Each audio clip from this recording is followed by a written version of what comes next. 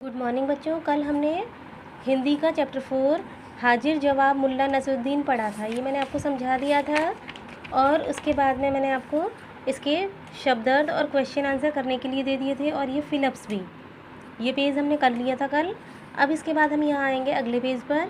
तो देखिए घ नंबर पर दिया है सही उत्तर चुनकर वाक्य पूरे कीजिए। बादशाह सलामत, मैं चीन से आया हूँ, मैंने। फिर यहाँ 3 ऑप्शन दिए हैं, जो राइट ऑप्शन है वही यहाँ फिल करना है। तो देखिए आपके दरबारियों की बुद्धिमत्ता के बहुत से किस्से सुने हैं, यही था। तो ये यहाँ पर हमने फिल कर दिया। फिर देखिए हम अभी मुल्ला नसरुद्दीन को दरबार में बुलाते हैं। तो देखिए वे, अब क्या आएगा इसमें, आपके सवालों के जवाब नहीं दे पाएंगे, आपके सवालों के जवाब अवश्य दे देंगे। ये आपसे सवाल पूछेंगे तो ये बीच वाला ऑप्शन आएगा, आपके सवालों के जवाब अवश्य दे देंगे। तो ये मैंने यहाँ फिल कर दिया, आपको भी करना है अपनी बुक में। फिर देखिए विद्वान ने कितने सवाल किए। तो आपको मालूम ही है 3 सवाल किए थे। बादशाह ने दरबार में किसे बुलाया, तो हमें मालूम है मुल्ला नसरुद्दीन को बुलाया था। मुल्ला नसरुद्दीन दरबार में कैसे आए, तो आप जानते हैं गधे पर। मुल्ला नसरुद्दीन ने पृथ्वी का केंद्र बिंदु गधे का कौन सा पाँव बताया, तो पीछे का दायां पाँव। फिर इसके बाद देखिए वाक्यों को शुद्ध करके लिखिए। विद्वान किसी अन्य देश से आई थी नहीं, यहाँ पर आई थी गलत है, इसकी जगह पर हो जाएगा आए थे। विद्वान किसी अन्य देश से आए थे। दरबार में एकदम सन्नाटा थी नहीं, दरबार में एकदम सन्नाटा था। कीजिए अपने पहले सवाल, तो कीजिए अपने से शुरू नहीं होगा, अपना पहला सवाल कीजिए। तो ये तो पूरा ही अदल बदल करके लिखा है मैंने, तो आप इसे ठीक कर लेंगे। अपना पहला सवाल कीजिए।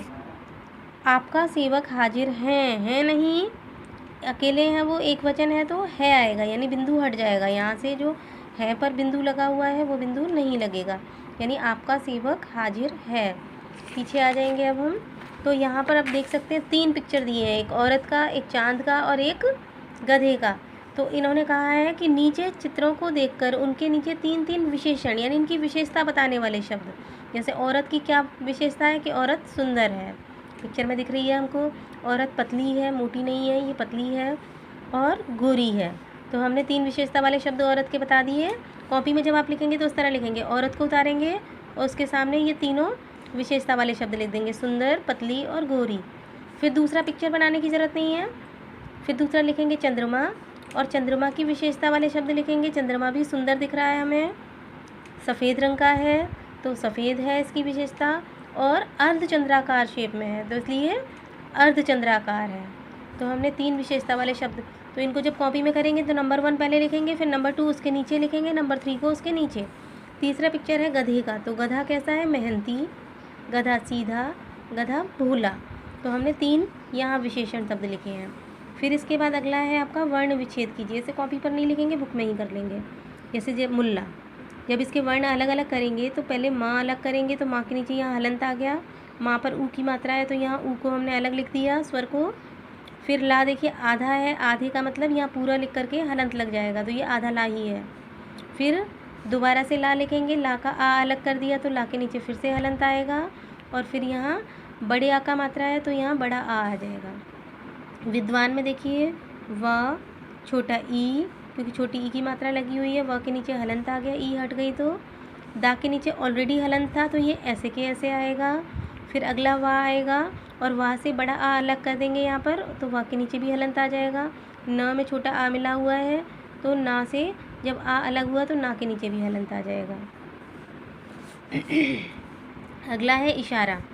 तो ई तो आपको मालूम ही है स्वर है, इसमें से कुछ भी अलग नहीं होता। शा में से आ अलग कर दिया तो शा के नीचे हलंत आएगा। रा में से आ अलग कर दिया तो रा के नीचे हलंत आएगा। सबूत में देखिए स में आ मिला हुआ है छोटा तो सा के नीचे हलंत आ गया। बा में से बड़ा ऊ अलग कर दिया तो बा के नीचे हलंत आ गया। त में छोटा आ मिला हुआ है तो ता के नीचे हलंत आ गया। अब देखिए हुक्म, हा छोटा ऊ अलग कर दिया तो हा के नीचे हलंत आ गया। का ऑलरेडी आधा है तो का पूरा लिख करके हलंत लगा देंगे। माँ को उतारेंगे, माँ से जब आ अलग कर देंगे तो माँ के नीचे भी हलंत आ जाएगा। आई होप कि सबको समझ में आ रहा है। आगे देखिए यहाँ पर अनुस्वार यानी अंका बिंदु या अनुनासिक यानी चंद्र बिंदु का प्रयोग करना है। तो आँखें में यहाँ पर चंद्र बिंदु आएगा, केंद्र में के पे एक ही मात्रा के साथ अंका बिंदु आएगा यानी अनुस्वार, यानी ऊपर अनुनासिक है, फिर अनुस्वार है, फिर अनुनासिक है, फिर उसके बाद अनुस्वार है, फिर मुंह में अनुनासिक है, पाँव में भी अनुनासिक है, पाँव पर देख सकते हैं आप इसमें। फिर इसके बाद है आपके दिए गए वाक्यों का काल बताइए। आपको मालूम ही है काल 3 होते हैं, भूत, वर्तमान और भविष्य। जो गुजर चुका है वो भूतकाल, और जो चल रहा है वर्तमान काल, और जो आएगा भविष्य काल। तो यहाँ देखिए सज्जनों, आप लोग ध्यान से सुनिए, ध्यान से सुनिए, सुनिए। देखिए आगे भविष्य में आने वाले शब्दों के लिए कहा है इन्होंने, तो फिर ये भविष्य काल हो गया। बादशाह सलामत, मैं चीन से आया हूँ, तो ये अभी आया है यानी वर्तमान काल है। आपका सेवक हाजिर है, हाजिर है यानी वर्तमान काल है अभी। वाह मुल्ला जी, आप सचमुच हाजिर जवाब हैं, तो ये भी अभी वर्तमान की बात चल रही है, तो ये वर्तमान काल है। वे आपके सवालों के जवाब अवश्य दे देंगे यानी भविष्य में देंगे, तो फिर यहाँ पर भविष्य काल आ गया। फिर देखिए यहाँ पर दिया है निम्नलिखित वाक्यों में विराम चिन्ह का प्रयोग कीजिए। विराम चिन्ह आप जानते हैं, अल्प विराम, पूर्ण विराम, कॉमा, है ना, कल कॉमा को ही अल्प विराम कहते हैं, और ये विस्मयादिक बोधक का चिन्ह है। तो देखिए जो हुक्म के बाद में यहाँ अल्प विराम आएगा, अल्प विराम जिसे आप इंग्लिश में कॉमा भी कहते हैं। फिर उसके बाद जहाँ पनाह के बाद में किसी को जब पुकारते हैं तो वहाँ पर क्या आता है, विस्मयादि बोधक चिन्ह आएगा। विद्वान महोदय, आप पहला सवाल कीजिए, तो विद्वान महोदय के बाद अल्प विराम आएगा। यहाँ पर आप पहला सवाल कीजिए के बाद पूर्ण विराम आएगा, बात खत्म हो गई। फिर देखिए बादशाह सलामत, क्या आपके दरबार में मुझे सवालों के जवाब मिल पाएंगे, तो बादशाह सलामत के बाद में अल्प विराम आएगा। और मिल पाएंगे जब बात खत्म हो जाएगी, क्योंकि प्रश्न किया है क्या मिल पाएंगे, तो यहाँ पर प्रश्नवाचक चिन्ह आएगा। मेरी दाढ़ी में कितने बाल हैं, तो यहाँ पर भी प्रश्न किया है, तो जब वाक्य खत्म होगा तो उसके बाद में यहाँ प्रश्नवाचक चिन्ह आएगा। आई होप कि सबको समझ में आ रहे हैं। अब कॉपी में क्या करना है एक बार फिर से देख लीजिए। ये जो लास्ट में जो विराम चिन्ह वाला है बिल्कुल ऐसे ही करेंगे। बल्कि मैं कहती हूँ कि आप यही करिए जो आपने लिखा है विराम चिन्ह लगाने के बाद में। बुक में तो ये सारा ही फिल करना है, लेकिन कॉपी में केवल ये करना है, और इस पेज में से आपको केवल घा वाला करना है और खा वाला करना है, और इस वाले पेज में ओनली वन लास्ट का ये है, वाक्यों को शुद्ध करके शुद्ध कीजिए, ये वाला करेंगे आप। तो पहली लाइन में अशुद्ध वाक्य उतारेंगे, उसके नीचे अगली लाइन में शुद्ध वाक्य। एक बार फिर से देख लेते हैं। हमने 3 पेज के मैं पिक्चर क्लिक करके भेज रही हूँ, तो जो टिक लगा है वही कॉपी पर करना है, यानी ये वाला आपको कॉपी में करना है, ये आपको केवल बुक में ही करने हैं बाकी।